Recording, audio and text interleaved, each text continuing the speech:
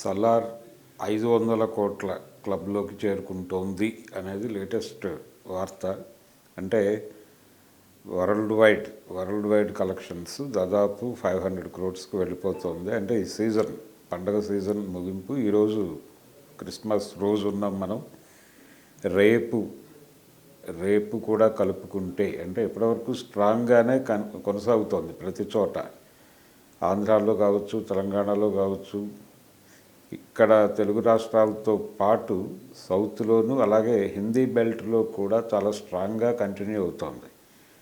Cinema మొదటి రోజు divide talk వినిపించింది. అంటే ఎమోషనల్గా కంటెంట్ కనెక్ట్ కాలేదు, అంటే థియేటర్ని ఎమోషనలైజ్ చేయటంలో ప్రశాంత్ నీల్ తడబాటుకు గురయ్యాడు అనేది చాలామంది మాట్లాడిన విషయం.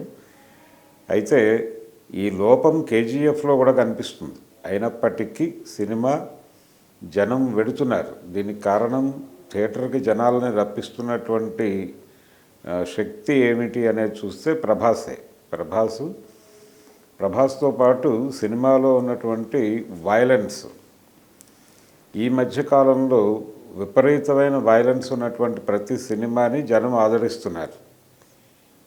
యానిమల్లో టూ మచ్ వైలెన్స్ ఉంది అనే విమర్శలు వినిపించినప్పటికీ ఆడ మగ అందరూ థియేటర్లకు విపరీతంగా వెళ్ళారు. దాదాపు అది 900 కోట్లు కలెక్ట్ చేసింది వరల్డ్ వైడ్గా. ఇప్పుడు ఈ సినిమాలో కూడా వైలెన్స్ మితిమీరి ఉంది అనే విమర్శ కూడా ఉంది. అంటే నిజానికి కేజీఎఫ్కి ఈ సినిమాకి ఏమిటి తేడా అంటే దీనిలో కొంత డ్రామా ఉంది. యాక్షన్ పార్ట్తో పాటు ఈక్వలెంట్గా సరి సమానమైనటువంటి డ్రామా కూడా ఉంది. కాకపోతే ఆ డ్రామా పార్టు ఆడియన్స్ని ఎమోషనలైజ్ చేసే రేంజ్లో నడవలేదు. థియేటర్ని ఎమోషనలైజ్ చేయటం అనేది జరగలేదు అనే విమర్శ చాలా బలంగా ఉంది. కేజీఎఫ్లో కూడా ఈ లోపం కనిపిస్తుంది. కానీ కేజీఎఫ్ కూడా జనం చూశారు. నిజానికి కొంత జరుగుతున్నటువంటి సినిమా నుంచి ఆడియన్స్ డీవియేట్ అయిన సందర్భం కూడా కేజీఎఫ్ ఫస్ట్ పార్ట్లో కనిపిస్తుంది. కానీ రిపీటెడ్గా చూశారు ఆ సినిమాని. ఎందుకు చూశారు అంటే వైలెన్స్ కోసమే. ఇప్పుడు ఈ సినిమాని కూడా వైలెన్స్ అనేది జనంలోకి కనెక్ట్ చేస్తోంది అనేది వినిపిస్తోంది. Prabhas plus violence, Prabhas range violence, అలాగే కట్అవుట్. ప్రభాస్ కట్అవుటు, ఆ కత్తులు పట్టుకొని నరకటము, అలాగే గొడ్డలితో నరకటము, బాడీస్ని ఎత్తి పడేయటం, అలాగే చివరిలో ఒక డ్రగ్స్ ఇచ్చి పిచ్చివాళ్ళగా మార్చినటువంటి ఒక బ్యాచ్ని వీళ్ళ మీదకి వదులుతారు. వదిలినప్పుడు వాళ్ళని ప్రభాసు, పృథ్వీరాజు ఇద్దరూ కూడా నరుక్కుంటూ వెళ్ళిపోతారు. ఇది కొంచెం జుగుప్సాకరమైనటువంటి పద్ధతిలో నడిచినప్పటికీ జనం కనెక్ట్ అయింది, జనం చూస్తున్నారు. సో వైలెన్స్ ఎందుకు ఇష్టపడుతున్నారు ప్రజలు? వైలెన్స్ విపరీతంగా ఉన్నటువంటి సినిమాలు ఎందుకు ఈ రేంజ్ కలెక్ట్ చేయగలుగుతున్నాయి అనేది ప్రత్యేకంగా అధ్యయనం చేయాల్సినటువంటి అంశంగా కనిపిస్తుంది. అంటే వైలెన్స్కి ఎందుకు కనెక్ట్ అవుతున్నారు ఆడియన్స్ అనేది. అది పక్కన పెట్టేస్తే సలార్ అయితే మనకి దాదాపు 1000 కోట్ల క్లబ్లోకి వెడుతుంది ఈ సినిమా అనే మాట బలంగా వినిపించింది. అంటే ఫస్ట్ డే కలెక్షన్స్ 178 క్రోర్స్ అన్నారు. 178 అనేటువంటి ఫిగర్ వరల్డ్ వైడ్ కలెక్షన్స్ చెప్పారు. అయితే అది వాస్తవం అనుకుంటే ఆ రోజునే వినిపించిన మాట. ఇది 1000 కోట్ల క్లబ్లోకి వెళ్ళిపోతుంది, టాక్తో సంబంధం లేకుండా. అంటే టాక్ డివైడెడ్గా ఉన్నప్పటికీ సినిమా జనంలోకి వెళ్ళిపోయింది, జనం సినిమాకి వెడుతున్నారు. ఇది వాస్తవం. గతంలో కూడా కమర్షియల్ సినిమా, బిగ్ కమర్షియల్ హిట్లకి దేనికి కూడా పాజిటివ్ రివ్యూస్ ఉండేవి కాదు. సో రివ్యూకి కలెక్షన్స్కి సంబంధం లేదు అనేది మరొకసారి ప్రూవ్ చేసింది సలార్. కమర్షియల్ సినిమా రివ్యూ బ్యాడ్గానే ఉంటుంది. బ్యాడ్ రివ్యూస్ ఉన్నటువంటి సినిమాకు కూడా కలెక్షన్స్ స్ట్రాంగ్గా ఉంటాయి. అప్పుడే దాన్ని కమర్షియల్ సినిమా అంటారు అనేటువంటిది ఒక గ్రామర్గా సెట్ అయిపోయినటువంటి పదం. దీన్ని మరొకసారి ప్రూవ్ చేశాడు సలార్. కాబట్టి ప్రభాస్కి మాస్లో ఉన్నటువంటి ఫాలోయింగ్ చాలా బిగ్ రేంజ్లో ఉంది. ఇది ఒక ఏరియా కాదు, అన్ని ప్రాంతాల్లోనూ ఉంది. అన్ని ప్రాంతాల్లోనూ అతని సినిమా చూడటానికి ఆడియన్స్ చాలా క్యూరియస్ అయి ఉన్నారు. హిందీ బెల్ట్తో సహా, హిందీ బెల్ట్ కావచ్చు, తమిళ్, అలాగే కర్ణాటక, మిగిలిన ప్రాంతాలు, కేరళ, ఇలా ప్రతి ఏరియాలోనూ అతనికి ఒక స్ట్రాంగ్ ఫ్యాన్ ఫాలోయింగ్ ఉంది అనేది అయితే సలార్ ఎస్టాబ్లిష్ చేసింది.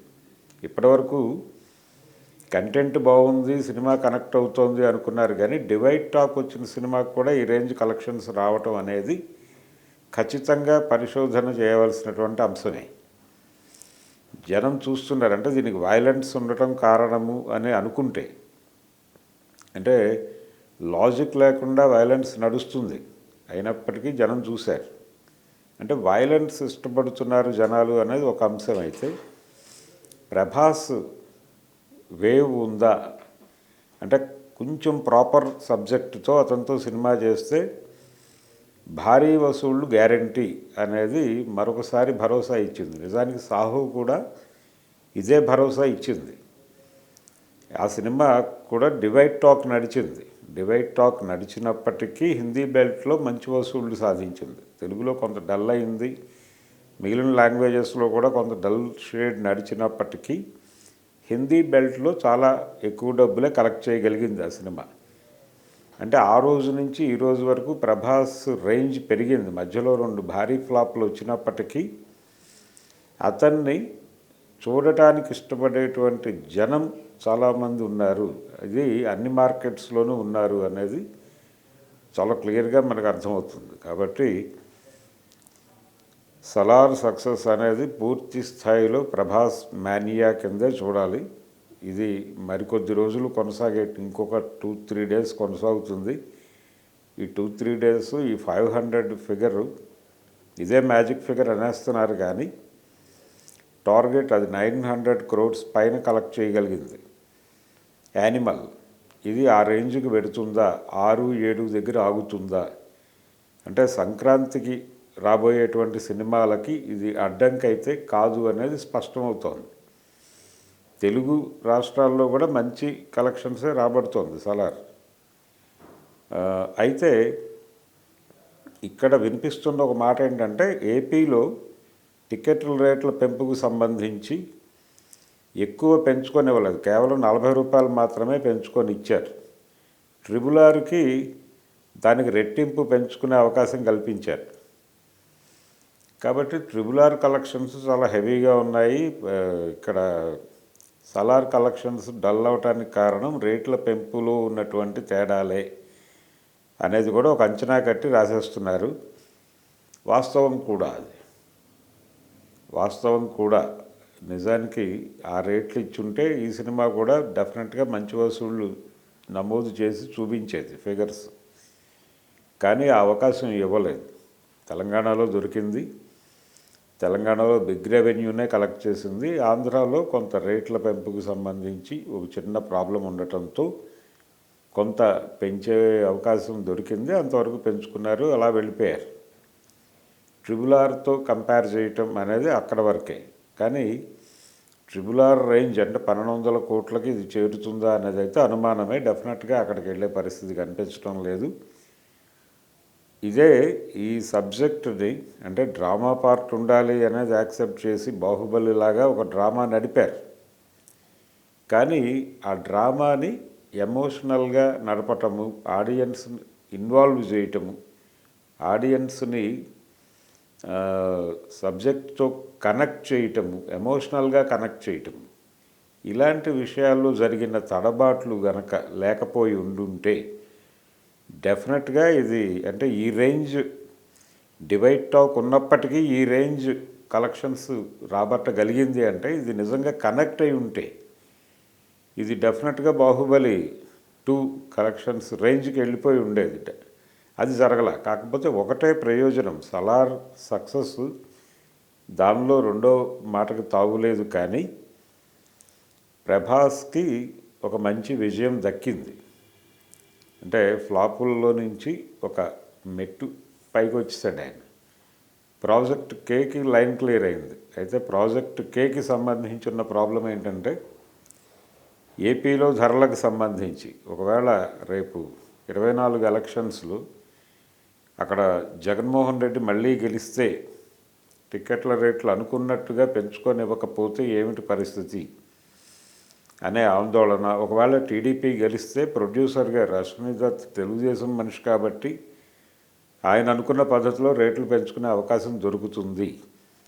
అందుకనే ఆయన మేకి పోస్ట్పోన్ చేసుకున్నాడు. తెలుగుదేశం పార్టీ గెలిస్తే మంచి వసూళ్లు సాధించవచ్చు అనే ఉద్దేశంతోనే దాన్ని మేకి పోస్ట్పోన్ చేసుకున్నాడు అనేది వినిపిస్తున్న మాట. కానీ ఒకవేళ జగన్మోహన్ రెడ్డి గెలిస్తే ఏంటి పరిస్థితి అనేది డైలమానే.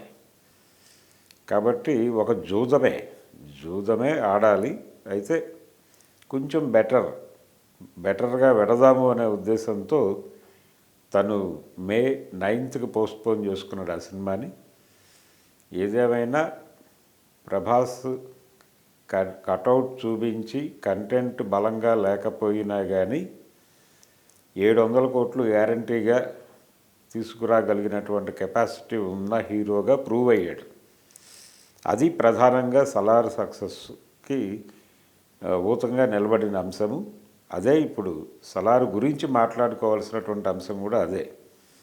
సలార్ ఎన్ని కోట్లు కలెక్ట్ చేస్తుంది అనే దానికంటే కూడా ప్రభాస్ రేంజ్ ఏమిటి, క్రౌడ్ పుల్లర్గా అతను 700 కోట్లు సినిమా ఏమాత్రం పర్వాలేదు అనిపించుకున్న 700 కోట్లు గ్యారంటీగా వస్తాయి. సినిమా బెటర్గా ఉంటే, అంటే థియేటర్ ఎమోషనలైజ్ అయ్యే కథ కనుక ఉంటే, కంటెంట్ ఉంటే ఈజీగా 1000-1200 కోట్ల మార్కెట్ అతనిది అనేది అయితే ఒకటి సలార్ నుంచి ప్రపంచానికి అర్థం చేయించి ప్రభాస్ సక్సెస్ కొట్టాడు. సలార్ సక్సెస్ కాదు, ప్రభాస్ సక్సెస్గానే దీన్ని మాట్లాడుకోవాలి. మరిన్ని వీడియోస్ కోసం ఛానల్ ని సబ్స్క్రైబ్ చేయండి. లేటెస్ట్ అప్డేట్స్ కోసం వాట్సాప్ ఛానల్ ని ఫాలో చేయండి. అండ్ లింక్ డిస్క్రిప్షన్ లో ఉంది.